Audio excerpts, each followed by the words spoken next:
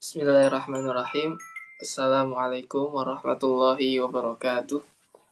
Alhamdulillah, wassalatu wassalamu ala rasulillah wa ala alihi wa ashabihi wa man wala la hawla wa la quwwata illa billah. Amma ba'd. Saya hormati Ustaz Fajri Ramadan hafizahullah ta'ala dan juga teman-teman sekalian. Alhamdulillah pada sore hari ini hari Ahad 26 Mei ya. Kita bisa mengadakan pengajian petang seperti biasa. Terdapat dua sesi. Yang pertama, kita belajar fikih bertajuk petang tafakuh dengan tema menjamin tersangka yang kabur setelah divonis emang boleh, episode kedua. Selanjutnya, sesi kedua, kita akan belajar fikih, belajar tafsir bertajuk petang tadabbur yang melanjutkan Quran surah Ibrahim ayat ke-16 dan seterusnya dengan tema kala amal menjadi abu nan bertebangan, episode 2. Alhamdulillah Ustaz sudah berada di ruangan Zoom. Tanpa berpanjang kalam, kepada Ustaz saya persilakan. Tafadhol Ustaz. Ya, tes. Bismillahirrahmanirrahim. Assalamualaikum. Alhamdulillah. Waalaikumsalam warahmatullahi wabarakatuh. Assalamualaikum warahmatullahi wabarakatuh. Wanfa'na wa 'allamtana wa 'allimna yanfa'una warzuqna ilman nafi'an ya arhamar rahimin.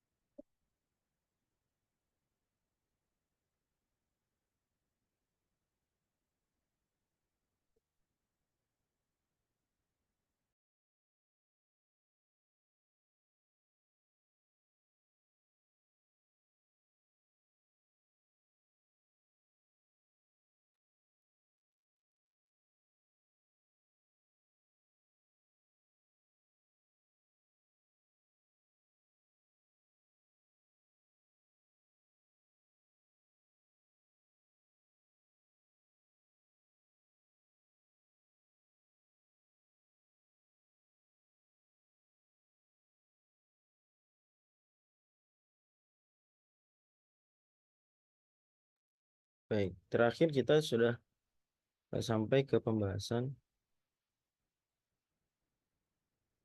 konsep kafalatul badan ya, atau kafalatul wajah nama lainnya juga, di mana saya ulang sedikit. Kafalatul badan itu ada seseorang, sebutlah A, yang divonis misalnya mau dihukum sama sama pengadilan, kemudian dia kabur. Si A ini kabur ya, setelah divonis. Maka kemudian ada orang, sebutlah B, mengatakan, saya menjamin akan menghadirkan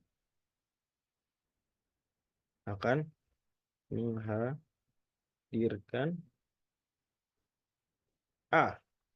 Ya, ditentukan waktunya misalnya bulan depan.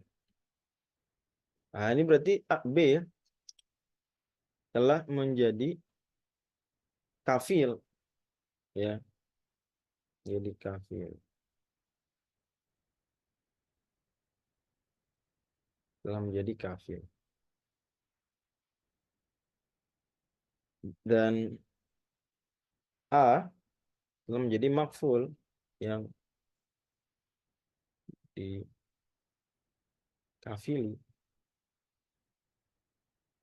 Kemudian hakimnya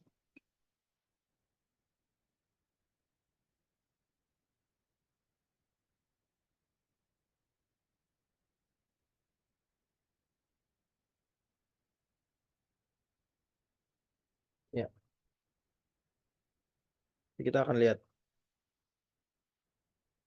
Maka kalau seandainya B nggak berhasil mendatangkan A, B nggak berhasil mendatangkan A, maka B yang bukan yang akan dihukum mati, tapi dia di penjara. Sama kasusnya misalnya belum membayar hutang, A kabur, divonis wajib bayar hutang oleh hakim, anggaplah misalnya 100 juta, kecil 100 juta sih kalau di pengadilan, eh, sat- 1 miliar misalnya. Maka ketika A kabur, B menjamin akan mendatangkan A. Nanti kalau B nggak berhasil mendatangkan A, B akan dihukum penjara sampai datang. Begitu. Dan ini berarti B beramal soleh dengan ini. Karena dia melakukan itu sukarela. Karena tidak ada keterangan soal itu. Dan sudah kita singgung sampai kemarin sampai segini nih. Bahwasanya dalam madhab Syafi'i sah apa? Memberikan kafalah jaminan biba daniman alih uqubatun li adamiyin kaqisosin wa haddi qadfin wa man uha fi hududillah. Bahwa bisa kafalah ini bagi orang yang kabur kalau hukumannya bersifat hukuman manusia terkait hak manusia. Contohnya kisos dan pidana qadhf. Jadi udah kita bagi bahwasanya had itu ada dua, ya. Ada yang terkait hak Allah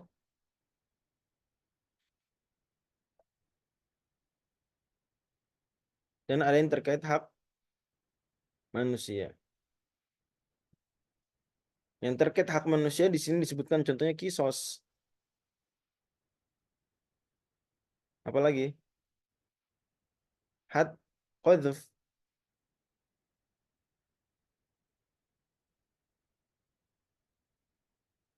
Dua ini terkait kisos. Maaf, terkait hak manusia. Adapun yang terkait dengan hak Allah apa aja? Rajam,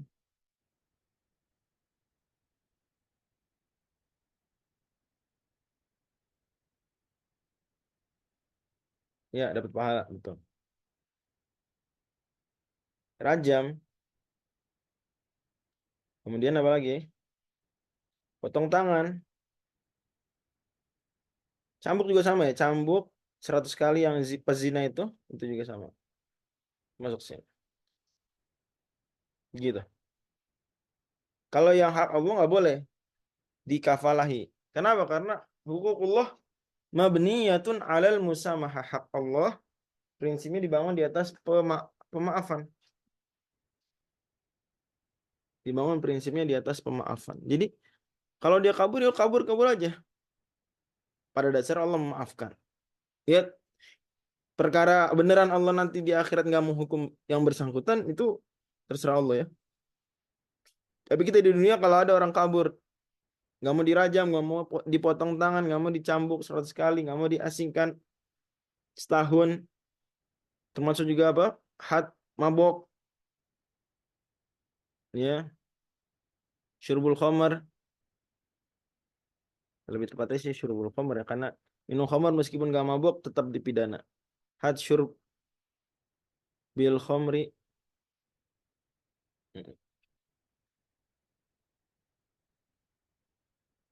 ya ini kabur kabur aja, ya.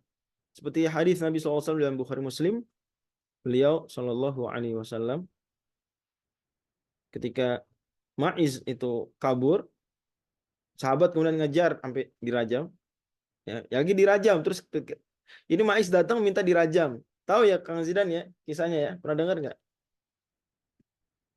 Iya, Ustaz. Jadi Ma'iz datang minta dirajam, kemudian oke, ya Nabi sebenarnya awalnya nggak mau ngerajam, ya, nanya ya mungkin cuma cium, mungkin cuma ya bagaimana lah, nggak sampai zina. Bentar.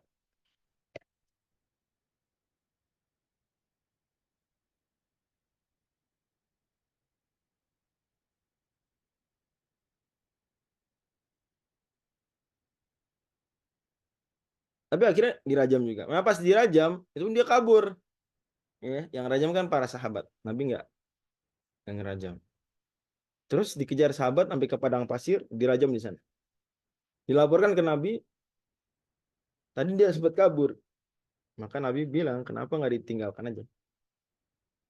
Halla taraktumuh, kenapa nggak ditinggalin aja? Ini bukti bahwa kalau terkait hak Allah,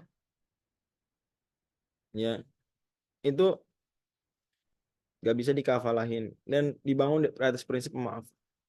Kalau hak manusia nggak, kisos, pidana qadzaf, itu hak manusia. Nah kita bisa selain dari pembagian para ulama, kita bisa mencerna mana yang hak manusia, mana yang hak Allah. Itu dari sisi kalau hak Allah sekilas tidak ada yang dirugikan. Lahirianya nggak ada dirugikan. Contoh, ya orang zina. Sekilas ada yang dirugikan nggak? Sekilas ya. Berzina beneran suka sama suka. Nah, sekilas ada nggak yang dirugikan? Enggak, Ustaz. Nggak ada. Sekilas loh tapi sebenarnya ada dan yang dirugikan sangat besar. Sangat besar. Yang dirugikan adalah institusi perkawinan. Yang dirugikan adalah calon istri seseorang atau istri seseorang kalau dia memang apa? Maaf, calon suami seseorang ya atau suami seseorang kan gitu. Itu dirugikan sebenarnya. Cuma sekilas seolah-olah nampak kayak korban ini seneng gitu. Alhamdulillah ya. Atau nggak ada yang dirugikan sama sekali sekilas lagi. Misalnya minum khamar ya minum sendiri kok, gitu ya. Walaupun sebetulnya ada yang dirugikan dan potensi dirugikannya besar. Ya diri dia sendiri dirugikan, ya nggak minimal tuh. Dan dia orang mabuk itu banyak bikin kecelakaan di Amerika itu kecelakaan gara-gara mabuk sangat tinggi. Merugikan orang lain, merugikan keluarganya dia dan orang tukang mabuk emosional ya merugikan keluarganya, merugikan tempat kerjanya, banyak. Cuma sekilas, ya dalam hitungan kasar manusia, dia kayak nggak ada yang dirugikan. Nggak ada korban, benar-benar langsung gitu. Tentu ini kasus-kasus tersebut secara mendasar ya. Nanti ada perluasannya, misalnya memperkosa, tetap dirajam memperkosa, dan itu ada yang dirugikan. Ya, memperkosa dia dirajam. Karena dia zina dan plus paksaan. Zina plus paksaan. Tapi zina yang standar, yang normal, itu kan nggak ada unsur paksaan. Tapi bandingkan dengan pembunuhan, ada yang dirugikan orang, jelas kelihatan efeknya langsung. Orang dituduh sama begitu juga, gitu ya. Nah, kalau potong tangan pencurian itu yang hak Allah ada potong tangannya, tapi yang hak manusia adalah mengembalikan barang curian. Ya, jadi hak Allahnya itu potong tangan dan barang curiannya hak manusia. Makanya potong tangan bisa aja tidak dilakukan hukumannya oleh pemerintah kalau kondisinya lebih dipandang ada lebih maslahat di situ. Umar bin Khattab misalnya pernah melakukan moratorium potong tangan. Pernah satu masa Umar bin Khattab tidak memotong tangan pencuri. Karena itu hak Allah. Dibangun di atas prinsip pemaafan. Gitu ya. Mm-mm. Jadi ada yang bertanya kalau dia di penjara, dia udah berusaha nyari, nggak nemu ya. Terakhir di penjara. Berpahala nggak dijelas dia berpahala. Mm-mm. Berpahala.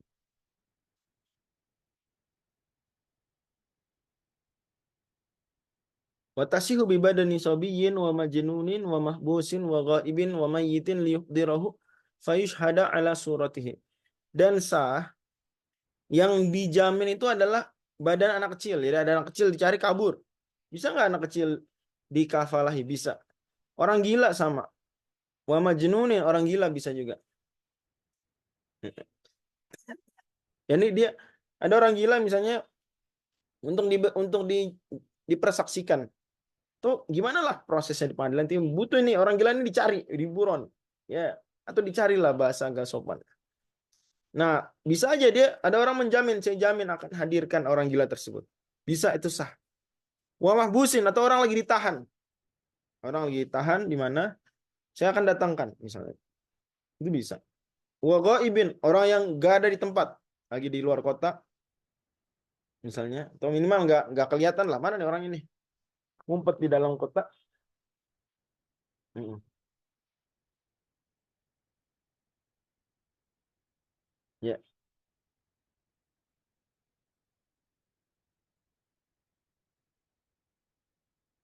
liyuhdirahu, untuk dia dihadirkan, fayushhada ala surati, sehingga dipersaksikan ya. Mm-mm.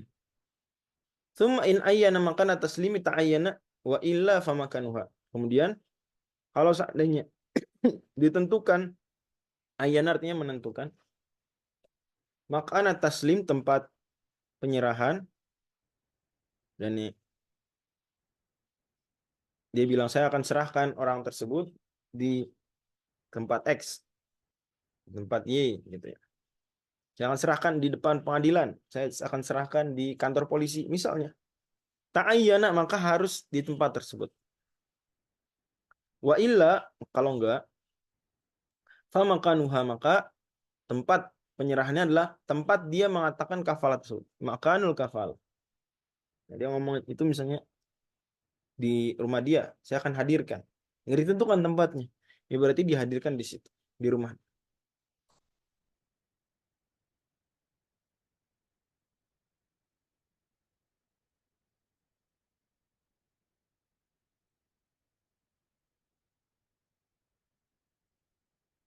Ya.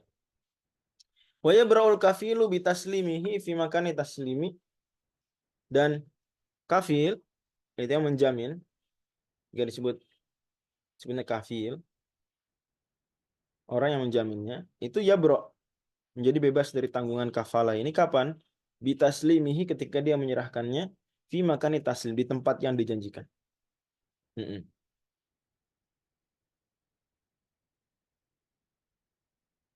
Bila hailin kamu taghallibin, tapi tanpa adanya orang-orang yang menghalangi. Mm-mm. Misalnya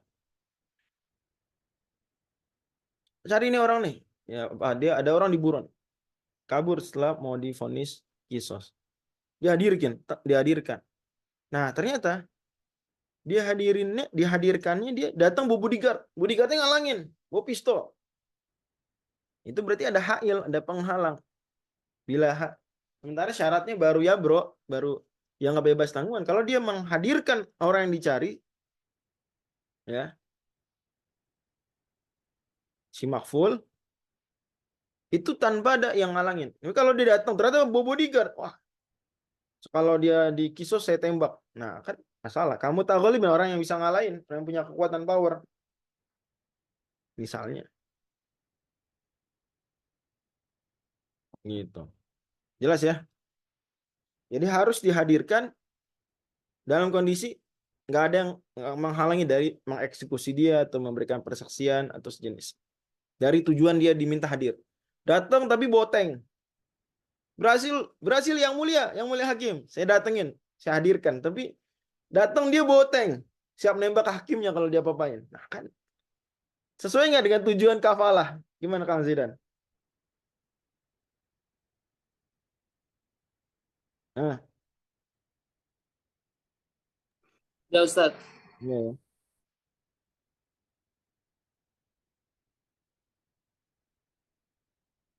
Oke,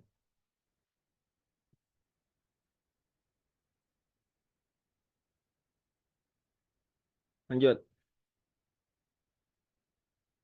Wa bi an yahdhural maghfulu wa yaqulu salamtu nafsi an jihadil kafil. Juga bisa aja bebas, si kafil itu dianggap telah menunaikan tugasnya, bebas dari tanggungan kafalah. Kapan? Kalau makfulnya datang sendiri, wayakul, dan dia bilang saya datang salam tunasi, aku serahkan diriku anjatil kafil, atas permintaan siapa? Si kafil. Jadi dia datang sendiri. Dia tahu, "Oh, teman saya nyariin, jadi kafil buat saya. Ya saya datanglah. Wala yakfi mujarradu hudurihi, dan tidak cukup dia cuma datang doang nggak bilang itu nggak cukup. Ya, karena bisa aja datang untuk tujuan lain. Fa in ghaba lam yalzamil kafila ihdaruhu in jahila makana. Nah, ini penting di sini ya supaya kita nggak terlalu salah paham. Kalau seandainya makfulnya yang dijamin itu kabur, nggak ada. Sementara kafil nggak tahu tempatnya di mana, saya nggak tahu. Lam yalzamil kafila ihdoruhu, dia nggak harus nyari sampai ketemu. Kalau memang nggak tahu tempatnya. In jahila makanahu, kalau dia nggak tahu tempat. Wa illa, kalau nggak fayalzamhu. Kalau dia tahu maksudnya gitu ya. La wa illa wa illam yajhal. Wa illam yajhal. Kalau dia nggak tahu, fayalzamuhu, maka wajib atasnya untuk menghadirkan makful. Wa yumhalu muddata dhahabin wa iyabin, dan diberi tenggat waktu tempo untuk pergi dan balik. Kira-kira berapa? Fa in madat wa lam yuhdirhu hubis. Kalau dia udah lewat waktu tuh, nggak berhasil menghadirkan, padahal dia tahu tempatnya, hubis, dia ditahan. Ditahan. Jadi ini poin penting agar kita nggak salah paham, dikira oh sian amat dia udah berusaha di penjara dia. Enggak, kalau dia emang nggak tahu tempatnya, maka apa? Hmm. Kalau dia nggak tahu tempatnya, maka dia nggak di penjara. Tapi kalau tahu tapi nggak mau menghadirkan atau lambat menghadirkan, baru. Wakil ada pendapat lemah, in ghawa ila masafatul qasri lam yalzamhu ihdharu. Bosnya kalau jaraknya itu sudah di atas jarak qasar, itu kira-kira 85 km, maka juga nggak, meskipun tahu si kafil tahu tempatnya, saya tahu tempatnya di Cianjur. Cianjur dari sini Depok ke Cianjur safar. Ya, setahu saya begitu. Nanti mungkin ada yang punya pandangan berbeda, tapi setahu saya itu sudah 85 km ke atas. Ya Depok Sukabumi lah, Depok Sukabumi misal. Wah, saya tahu rumahnya di Sukabumi. Tahu. Tapi jauh. Ada pendapat lemah bilang nggak harus dihadirkan, nggak apa-apa. Tapi yang benar, yang roji dalam mazhab Syafi'i adalah dia wajib menghadirkannya juga. Dia wajib menghadirkan juga. Karena dia tahu tempatnya. Jadi kalau nggak tahu. Wal asahu annahu idza mata wa dufina la yutalabul kafilu bil mal. Dan yang benar pendapatnya adalah bahwasanya kalau ternyata yang diburon, yang dicari udah meninggal dan udah diapain? Dikubur. Gimana dong? Wah, ketemu yang mulia, ketemu tapi udah meninggal dari kubur. Gimana dong? Digali nggak? Wah, saya harus mendatangkan orang ini ke pengadilan. Digali kuburnya? Biar Nggak, nggak bisa. nggak ya. Nggak. Ya aja deh. Juga, terus diminta nggak? Oh, ganti rugi, bodo amat, bayar, bayar. Enggak gitu. Lah itu lah kafil bil mal. Misalnya dia diburon karena kamu bayar utang, ya, kamu bayar utang. Maka yang kafil yang menjamin nggak dituntut bayar, nggak gitu. Lah, sini nyariin, ternyata udah dikubur. Demikian ya. Mungkin di sini ada pertanyaan, Ustaz. Di sini ada kata-kata waduh fina dan dikubur ya. Kalau belum dikubur gimana? Ya kalau belum dikubur dan bisa dihadirkan, ada kondisinya, ya misalnya tidak beda kota, tidak sampai safar, maka nggak apa-apa dia. Maka dia tetap diminta untuk datang. Mm-mm. Ya, kalau belum dekat ya nggak nyampe safar, nggak nyampe lintas kota, udah meninggal, maka dihadirkan untuk jadi saksi. Nih, lihat nih, ini orangnya udah meninggal lah gitu. Wa naulau syarata fil kafalati annau yaghramul mala in fatat taslimu batalas. Kalau ada syarat begini, kafalah terjadi tapi kalau nggak dapat kamu yang ganti rugi. Nah, batalas maka itu nggak sah. Jadi nggak ada kafalah itu kalau nggak ketemu kamu yang bayar, nggak gitu, nggak gitu ya. Batal karena tujuan kafalah bukan itu, tujuan kafalah untuk menghadirkan orang, kafalah badan ya, untuk menghadirkan orangnya saja. Wa anna la tasihu bi ghairi ridhal makful, dan maksudnya tidak sah kafalah tanpa apa? Tanpa keridoan si yang dicari. Kafil. Jadi dia diminta izinnya, diminta ayo ayo datang ke pengadilan gitu. Allah alam bisawab. Demikian. Saya pikir cukup jelas, insya Allah. Teman pekan depan kita membahas eh, lafal-lafal kafalah, sigoh-sigohnya, juga beberapa ketentuan tambahan tentang kafalah secara umum. Ya, ada pertanyaan silakan. Kalau nggak kita masuk ke tafsir langsung. Nah, ini jarang-jarang kita selesai fikih Sebelum apa? Sebelum soal 5.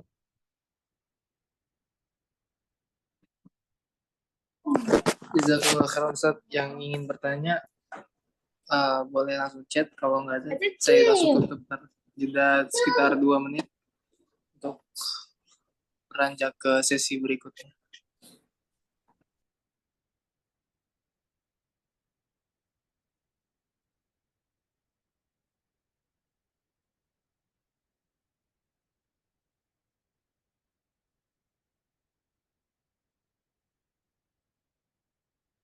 Iya cukup. Kalau gitu kita break aja, habis itu langsung tafsir Kak. Kang Zina. Baik Ustaz. Jazakumullah khairan. Jeda 2 menit.